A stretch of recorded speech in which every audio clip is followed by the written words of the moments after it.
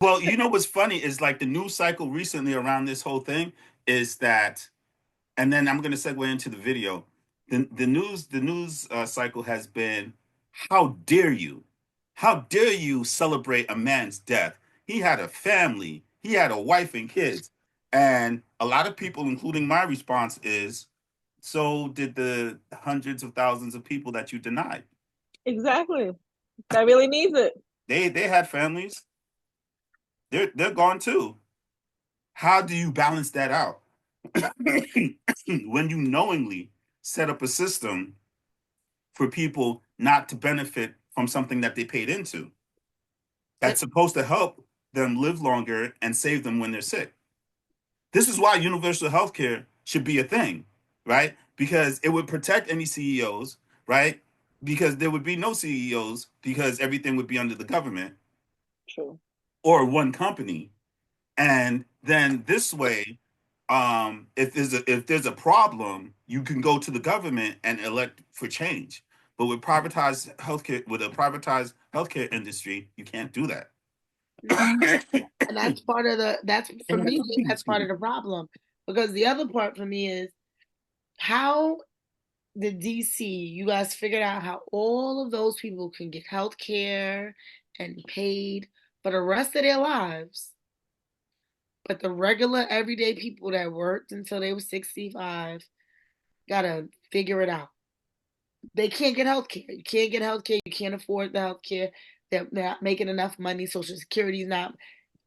How did you guys, whatever y'all did in DC for all of those people to receive a paycheck and unlimited health care, if, however that worked, it should work for the masses.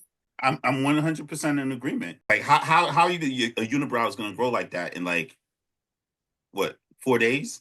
Exactly. So it's weird. That's weird. But then the other thing is that the news cycle is attacking people who are celebrating that someone who was just so deplorable and hurt so many not just individuals but families, right? With the algorithm, with the automatic denials, right? Someone, you're telling the masses not to celebrate someone who passed, right? Or who was, right? But the person was deplorable. He was a horrible person. If what he did is true. So they go attacking the constituents, the public, and saying that we're worse than the people that we're trying to stand against. No, the fact is the country's set up in a way where people are not supposed to benefit off of their own money, off of what they contribute to. You want us to give money like freely, but you don't want to give us the service that we're paying for. No. Yeah.